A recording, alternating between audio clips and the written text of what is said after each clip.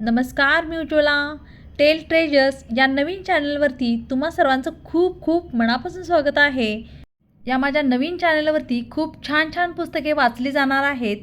The hidden gems म्हणतात ना, ते अशाच पुस्तकांमधून आपल्याला पाहायला मिळतात. पुस्तक वाचायला सुरुवात करण्याआधी गायत्री मंत्र म्हणूया. ओम भूर्भुवस्वः तत्सवितुर्वरेण्यं भर्गो देवस्य धीमहि धियो यो प्रचोदयात. ओम शांती शांती शांती. UPSCवाला लव कलेक्टर साहेबा पुस्तकाचं नावच ऐकून खूपच इंटरेस्टिंग असं वाटत आहे आणि या पुस्तकाच्या वाचनामुळे नक्कीच तरुण पिढीला उपयोग होईल. तर हे पुस्तक कैलाश मंजू विष्णोई यांनी लिहिलेलं आहे आणि खूपच छान असे लेखक आहेत. खूप महत्त्वपूर्ण माहिती या पुस्तकामध्ये तुम्हाला दिलेली आहे. शिवाय UPSC स्टडी करणाऱ्यांसाठी तर खूपच महत्त्वाचं पुस्तक आहे. वाचण्यासाठी वेळ नसला तरी चालेल, चॅनलला सबस्क्राईब करा. मी हे पुस्तक तुम्हाला वाचून दाखवणार आहे. खूपच महत्त्वपूर्ण असे पुस्तक तुम्हाला नक्कीच आवडेल. तर त्यासाठी व्हिडिओला एक लाईक नक्की करा. UPSC से इश्क. एक रोज़ दैनिक भास्कर के एडिटोरियल पेज पर मेरा लेख छपा था. ज्ञान की महाशक्ति बनना है तो शिक्षा क्षेत्र में सुधार लाए. दिन था 17 अक्टूबर 2017. भारत का सबसे बड़ा त्यौहार दीपावली. दैनिक भास्कर के आर्टिकल में मेरी ईमेल आईडी दी हुई थी. उस रोज़ मेरे गांव से लेकर देश की राजधानी दिल्ली तक, गुजरात से लेकर पंजाब तक बहुत से पाठकों के मेल आए हुए थे. उसमें से एक ईमेल पर मेरा ध्यान गया. मेल में लिखा था, I read your article in Dainik Bhaskar. It was great. You rightly mentioned this point regarding our education pattern and necessary initiatives which must be implemented as soon as possible.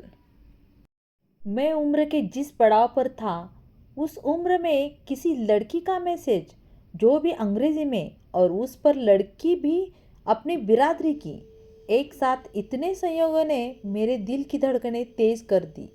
हालांकि मैंने भावनाओं को नियंत्रित करते हुए एक संक्षिप्त जवाब दिया. Thanks for your feedback. एक मचलते हुए युवा की तरह एक मैसेज में उनसे बहुत कुछ पूछ लेना चाहता था, लेकिन मैंने अपने दिल पर दिमाग को प्रभावी होने दिया. आपके सुझाव अच्छे हैं, लेकिन सरकार शिक्षा के सुधार पर उतना ध्यान नहीं दे रही है. एंजल ने मुझे UPSC अभ्यर्थी जैसी गंभीरता लिए हुए सवाल के अंदाज में फिर मेल किया. 1986 के बाद नई शिक्षा नीति तक नहीं आई है. अब तक शिक्षा और स्वास्थ्य राम भरोसे ही है. मैंने मेल का जवाब दिया और दोपहर का खाना खाने रूम से 100 मीटर दूर साई रेस्टोरेंट में चला गया. हाँ, यह बात तो है. दिल्ली में रहकर आप किस चीज़ की तैयारी कर रहे हैं? एंजल ने उत्सुकतावश मेल किया. मैं UPSC की तैयारी कर रहा हूँ. और आप? इस तरह हमारे बीच बातचीत का सिलसिला शुरू हुआ. मैं भी UPSC के लिए कोशिश कर रही हूँ, लेकिन UPSC पल्ले नहीं पड़ रही. 2 बार प्रारंभिक परीक्षा दी, लेकिन हुआ नहीं. एंजल ने UPSC की तैयारी करने वाले 90% छात्रों की व्यथा को अपने एक ही मैसेज के जरिए जाहिर कर दिया. हालांकि मैंने 2 दिन तक उनके मेल का कोई जवाब नहीं दिया. मेरे दोस्त लवगुरु का कहना था कि अगर लड़की को दोस्त बनाना है तो लड़की की साइकोलॉजी को पढ़ो और कभी भी लड़की की वर्चुअल मोड पर टेक्स्ट या फ़ोन कॉल पर बातें करो तो बात पूरी होने से पहले ही व्यस्त होने का बहाना बनाकर फ़ोन काट दो या टेक्स्ट मैसेज का जवाब न दो. लवगुरु का असली नाम राघवेंद्र प्रताप सिंह था. राघवेंद्र को हम लवगुरु इसलिए कहते थे क्योंकि मुखर्जी नगर और ओल्ड राजेंद्र नगर में तैयारी करने वाले आने वाले नए नवेले नौजवानों को लव एडवाइस देने में उसका कोई सानी नहीं था. जब भी किसी कोचिंग या कोचिंग के बाहर किसी UPSC की तैयारी करने वाले लड़के को किसी लड़की से फ्रेंडशिप करनी होती तो वे लवगुरु की तरफ रुख करता. लवगुरु शानदार और नायाब नुस्खे बताता.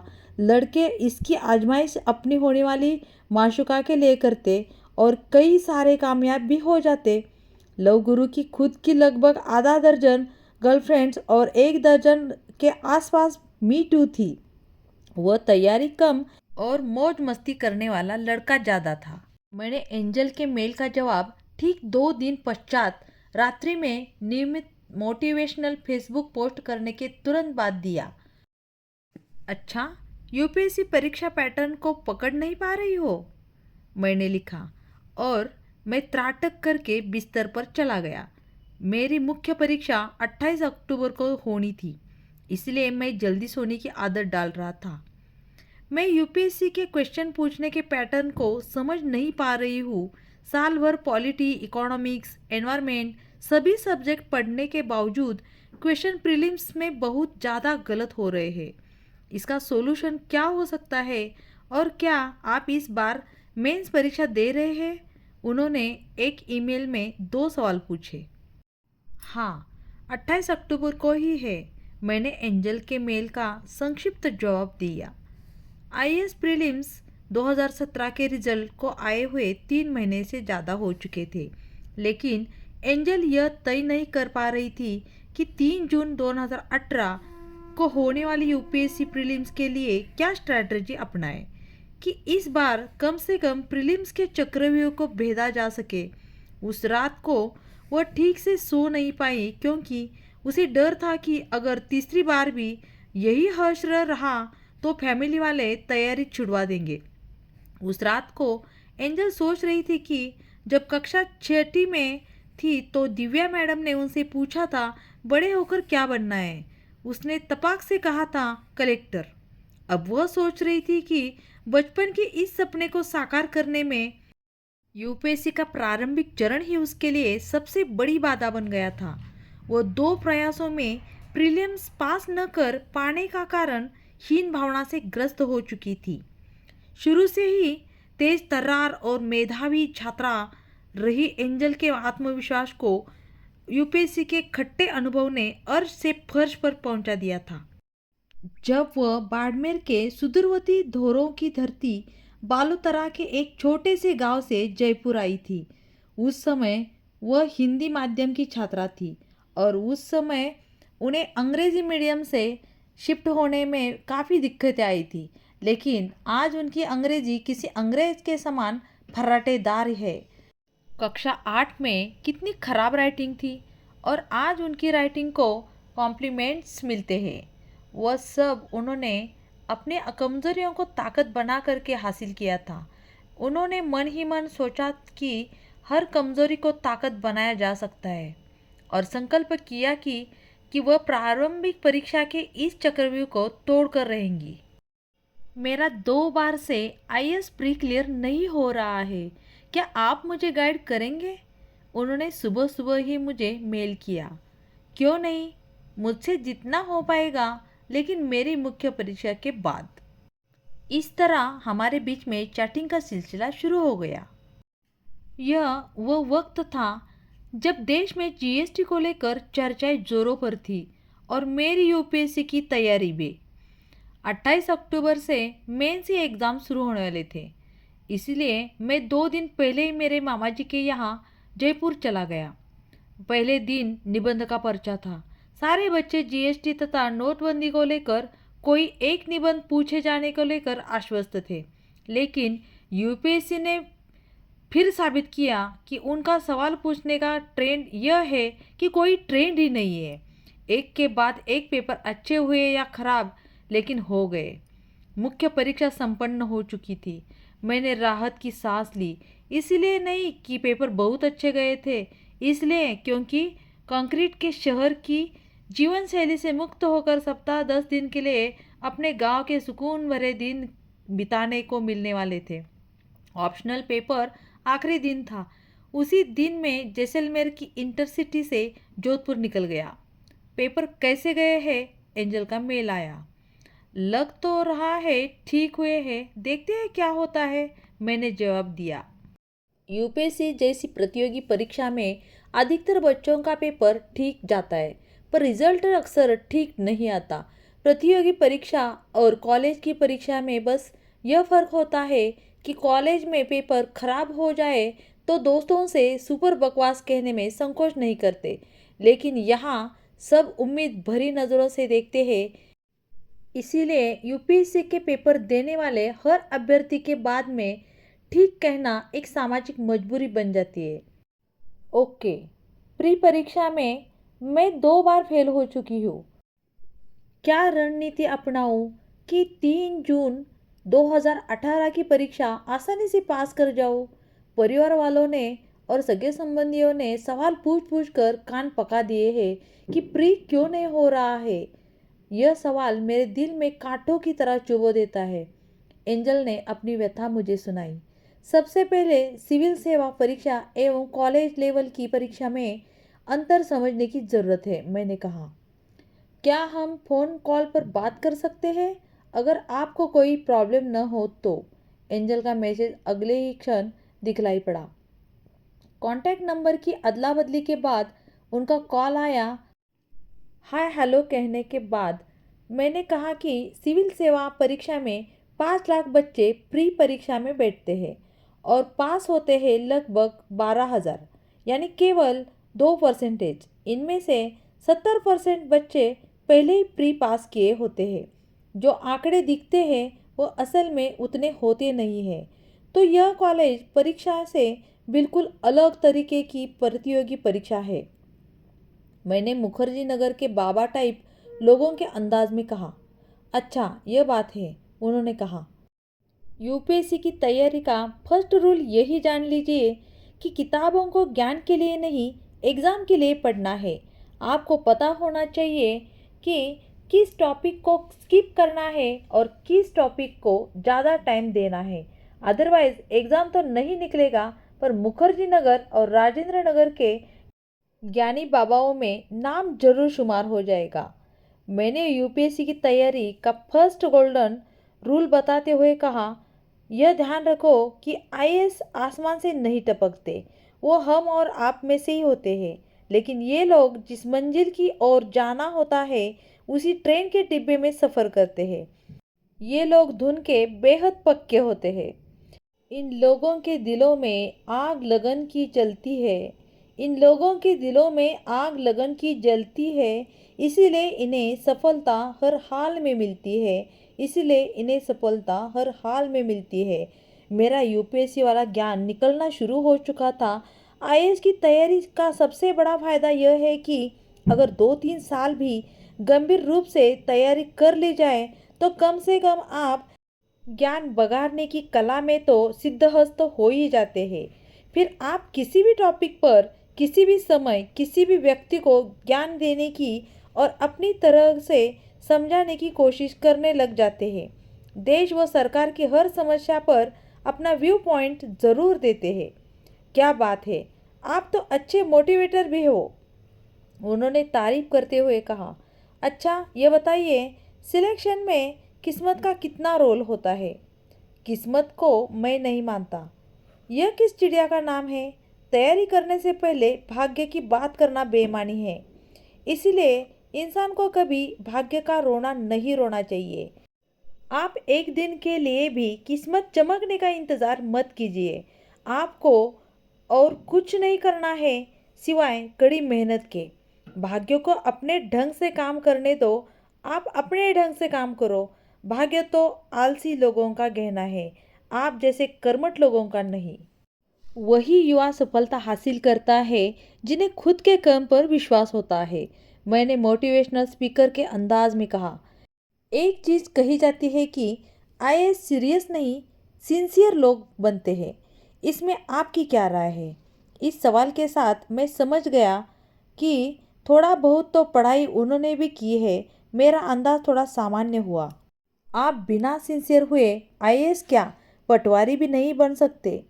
आज के टाइम में तैयारी के प्रति गंभीर होना ज़रूरी है, लेकिन हर कोई हो नहीं पाता। सिविल सेवा की तैयारी करने वाला हर अभ्यर्थी तैयारी में गंभीरता चाहता है, पर आज नहीं कल से करियर बनाते समय 99% छात्रों के लिए वह कल कभी नहीं आता। अरे उन्हें पता ही नहीं कि कल तो सप्ताह का सबसे व्यस्त दिन होता है। वे सोचते हैं आज सिर भारी भारी लग रहा है। आज नहीं, कल से चाप कर पढ़ूंगा। अरे, आज लिखने का मन नहीं कर रहा है, कल से हर रोज 10 पेज लिखूंगा। सोचिए, ये कल वाला भूत इतना गहराई से हमारे शरीर में क्यों बैठ गया है। ध्यान रखिए, टाल मटोल करने वाले छात्रों के लिए यूपीएससी के दरवाजे हमेशा बंद मिलते हैं। अंत में 100 बातों की एक बात, टाल मटोल का जो भी कारण हो, बुखार हो तो भी पढ़िए, बारिश हो रही है तो भी क्लास जाइए, उंगलियों पर छाले आ जाए तो भी लिखिए। आप तभी सफल होंगे जब अंधेरों में किताबों में छपे अक्षर नजर आने लगेंगे। मैंने यह लाइनें कुछ दिन पहले ही फेसबुक पर पोस्ट की थी और उनसे बात करने के दौरान ये लाइनें गाइड करने की बजाय इम्प्रेस करने के लिए बोल दी। यह भी सच्चे है कि जब मैं पहली बार फ़ोन पर बात कर रहा था तो गाइडेंस कम और इम्प्रेस करने की कोशिश ज़्यादा कर रहा था। यह हर लड़के का एक लड़की से बात करने के दौरान सबसे दुर्बल गुण है। मैं तो बहुत आलसी हूँ। मैं तो कई बार 13-14 घंटे का पढ़ने का शेड्यूल बनाकर रख देती हूँ, लेकिन उतना पढ़ नहीं पाती। मेरा कैसे सिलेक्शन होगा? एंजल ने अपनी चिंता जाहिर की। ज़रूरी नहीं कि आप 14 घंटे पढ़ाई करेंगे तभी आप आईएएस बनेंगे। पढ़ाई में घंटे मायने नहीं रखते, गुणवत्ता मायने रखती है। आप कह रही है कि मैं शेड्यूल बना के छोड़ देती हूँ और टाल मटोल करने लग जाती हूँ। जो व्यक्ति सफलता के लिए सबसे ज़रूरी काम को बोरिंग मानकर टाल देता है, समझ लीजिए वो असफलता के बीच बो रहा है। जैसा कि आप पिछले 2 प्रयासों में गलतियां कर रही हो। सफलता पाने का इच्छुक व्यक्ति बोरिंग तथा सबसे मुश्किल लगने वाले ज़रूरी काम को सबसे पहले करता है, इसलिए वो व्यक्ति सबसे पहले सफल भी हो जाता है। किसी भल मानस ने सही कहा है कि सफलता के नियम तभी आप पर काम करेंगे जब आप चुस्त दुरुस्त तथा तंदुरुस्त तरीके से जी जान लगाकर काम करेंगे और टाल मटोल प्रवृत्ति को बाय बाय कहेंगे। मैंने कहा, अब सिलेक्शन तो लेना ही है, इसलिए टाल मटोल की प्रवृत्ति को बाय बाय, आज से ही संकल्प। उन्होंने दृढ़ संकल्पित होकर कहा, अगर संकल्प कर लिया है तो सफलता दूर नहीं है। अक्सर मनुष्य में शक्ति की कमी नहीं होती, बस संकल्प की कमी होती है। दुनिया में दृढ़ संकल्प से बड़े बड़े काम हो रहे हैं, फिर बात ट्रम्प की हो या पुतिन की या फिर मोदी जी की। ये लोग अपने दृढ़ संकल्प के बल पर देश दुनिया की दशा दिशा बदलने में लगे हुए हैं। इसीलिए ही कहा जाता है कि इतिहास महज चंद संकल्पवान लोगों के साहसिक कदमों की चहलकदमी भर होता है। मुझे नहीं पता कि ये लाइनें कहाँ से निकल रही थी, लेकिन ये थी काफ़ी मोटिवेशनल टाइप की। दिमाग शायद इसीलिए ज़्यादा काम कर रहा था ताकि लड़की इम्प्रेस हो सके। अच्छा, यह ट्रेन की आवाज़ आ रही है, कहीं जा रहे हो क्या? उन्होंने मुझे बीच में टोकते हुए पूछा। हाँ, मैं जयपुर से अपने गांव जा रहा हूँ, जो जोधपुर में है। मैं जयपुर जंक्शन से जैसलमेर इंटरसिटी में बैठ गया हूँ। ट्रेन को रवाना होने में अभी 5 मिनट का समय है। अच्छी बात यह है कि मुझे खिड़की वाली सीट मिल गई थी। अच्छा, आप तैयारी के गोल्डन रूल्स बता रहे थे, तो बताइए दूसरा गोल्डन रूल क्या है यूपीएससी के किले को भेदने के लिए? उन्होंने पूछा। मैंने यूपीएससी की तैयारी के दौरान जो अनुभव हासिल किया है वो बता रहा हूँ, क्योंकि आपने तैयारी की रणनीति पूछी है, इसलिए। अगर वह नहीं भी पूछती तो मैं आधे घंटे बाद एक एक करके यूपीएससी की तैयारी के सारे गोल्डन रूल बता चुका होता। यूपीएससी की तैयारी करने वाले लड़के अक्सर यूपीएससी की तैयारी करने वाली लड़कियों को इम्प्रेस करने के लिए क्या क्या करते हैं, यह कभी फुर्सत मिले तो पता लगा सकते हैं। तो मुखर्जी नगर और ओल्ड राजेंद्र नगर पार्क में जाइए और अवलोकन कीजिए कि यूपीएससी अभ्यर्थी लड़का दूसरी यूपीएससी अभ्यर्थी लड़की को इम्प्रेस करने के लिए क्या क्या नुस्खे बता रहे होते हैं। कुछ ऐसी धांसू रणनीति भी साझा कर रहा होता है जो उन्होंने खुद कभी फॉलो नहीं की। मैंने अपनी बात आगे बढ़ाई। मेरे अनुसार यूपीएससी की तैयारी का दूसरा गोल्डन रूल है एनसीईआरटी को पढ़ना, हर हाल में पढ़ना। एनसीईआरटी को इग्नोर किया तो यूपीएससी आपको इग्नोर कर देगी। अधिकतर बच्चे सोचते हैं कि एनसीईआरटी को क्या पढ़ना, स्कूल के दिनों में तो पढ़े थे, और वे यही गच्चा खा जाते हैं। यूपीएससी की तैयारी का तीसरा गोल्डन रूल है स्मार्टफोन से दूरी तो सिलेक्शन से नज़दीकी। कोई भी 8 से 10 घंटे मोबाइल से मशगूल रहकर आईएएस बनने का सपना नहीं देख सकता। अगर सपना देखता है तो पूरा कर नहीं सकता। केवल यूट्यूब से स्टडी मटेरियल देखकर आईएएस नहीं बना जाता। आज भी किताबों से मोहब्बत करके ही लवासना पहुंचा जा सकता है। मैंने मेंटर के तौर पर 2 गोल्डन रूल और बता दिए। सोशल मीडिया के कारण स्मार्टफोन एक बड़ी गलत लत बन चुका है। याद रखिए, अगर आप स्मार्टफोन का इस्तेमाल स्मार्टनेस तरीके से नहीं कर रहे हैं तो आपको स्मार्टफोन की बुरी लतों का बादशाह बनाकर रख देगा। विद्यार्थी जीवन में आप सफल इंसान बनने का सपना संजोए हैं तो मोबाइल की महामारी के चपेट में खुद को न आने दें। यह समझिए कि मोबाइल का न्यूनतम उपयोग यानी समय के सबसे बड़े शत्रु का छुटकारा। मोबाइल हमारी सेवा के लिए है, लेकिन अगर हम स्मार्टफोन पर घंटों महत्वहीन चीज़ें देखकर दुयम दर्जे का मनोरंजन कर रहे हैं तो समझिए कि मोबाइल हमारा मालिक बन बैठा है तथा हमारी दिनचर्या तय कर रहा है। अच्छी बातें बताइए आपने। ओके, मैं नोट करती हूँ। और किन चीज़ों को ध्यान रखना चाहिए तैयारी के दौरान? फ़ोन पे हल्की सी आवाज़ आई।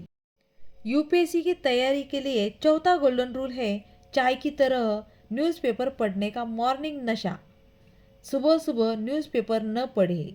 एक इंटरेस्टिंग बात बताऊं, ओल्ड राजेंद्र नगर और मुखर्जी नगर में हजारों की तादाद में ऐसे बच्चे भी होते हैं जो आईएएस प्री परीक्षा के 1 महीने पहले तक यह तय नहीं कर पाते हैं कि ओल्ड एनसीईआरटी पढ़नी है या न्यू एनसीईआरटी, फिर भी आईएएस प्री निकल जाने की उम्मीद रखते हैं। सपनों की दुनिया है, सपने देखने के पैसे थोड़े ही लगते हैं। आज यह बात 100 आने सच है कि यूपीएससी की तैयारी करना एक स्टेटस सिंबल बन गया है। ग्रेजुएट हुए तो पता चला कि आईएएस परीक्षा के फाइनल रिजल्ट में शहर के किसी एक लड़के का चयन हुआ है तो हजारों छात्र बिना गाइडेंस और बिना अपनी योग्यता एवं क्षमता को पहचाने तैयारी शुरू कर देते हैं और यूपीएससी के चक्कर में जवानी के कई साल बर्बाद कर देते हैं। यूपीएससी की तैयारी के लिए कोई शॉर्ट ट्रिक्स है क्या? कोई शॉर्ट ट्रिक नहीं है। बलिदान देना होगा खुद को। 8 से 10 घंटे हर दिन कुर्सी पर बैठकर तपाना होगा। एक तपस्वी की तरह तपस्या करनी होगी।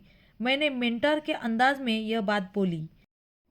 पता है सर, मेरी सहेली दिव्या तंज कसते हुए पिछले दिनों कह रही थी कि आईएएस ऑफिसर बनना तेरे बस का नहीं है एंजल, और कुछ ट्राई कर। केंचुआ भी सांप बनने की इच्छा से अपना बदन मरोड़ता है और जगह जगह से टूट जाता है।